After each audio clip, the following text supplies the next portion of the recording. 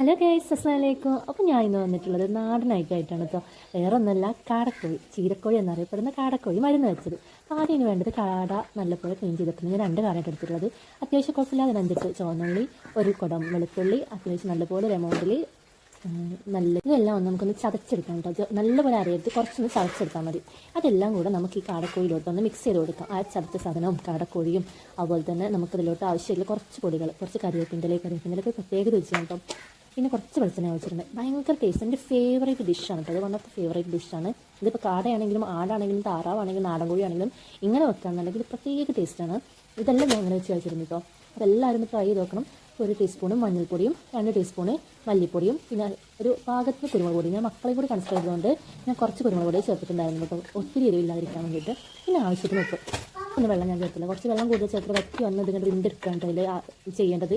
അപ്പോൾ ഞാൻ അങ്ങനെ കുറച്ച് വെള്ളമൊക്കെ ചേർത്ത് നമുക്കൊന്ന് അടച്ചു വെക്കാം. ഒരു 1 അല്ലെങ്കിൽ 2 വിസിൽ, നമ്മുടെ കുക്കറിൻ്റെ ദമ്മിനനുസരിച്ച് 1 2 വിസിൽ മതി കേട്ടോ. പിന്നെ ഇത് സെർവ് ചെയ്യുന്നതിൽ ഒരു പ്രത്യേകത ഉണ്ട്. ഈ സെർവ് ചെയ്യുന്ന സമയത്ത് കുറച്ച് നെയ്യ്, ഞാൻ നെയ്യാണ് ചേർത്തത്, നെയ്യ് അല്ലെങ്കിൽ നല്ല വെളിച്ചെണ്ണ, അതിൽ കുറച്ച് അങ്ങനെ കറിവേപ്പിൻ്റെ ഇട്ടിട്ട് നല്ല താളിച്ചെടുത്തിട്ട് വാങ്ങിയിട്ട് സെർവ് ചെയ്യണം. അപ്പോഴാണ് അതിൻ്റെ ആ ഒരു രുചി, അതിൻ്റെ സ്മെല്ലൊക്കെ കൂടെ വരാം. ഭയങ്കര ടേസ്റ്റ്, എനിക്ക് ഭയങ്കര ഇഷ്ടമുള്ള ഐറ്റമാണ്. എല്ലാവരും ഒന്ന് ട്രൈ ചെയ്ത് നോക്കണം. കൂടെ എൻ്റെ ചാനലും കൂടി ഒന്ന് സപ്പോർട്ട് ചെയ്യണം കേട്ടോ.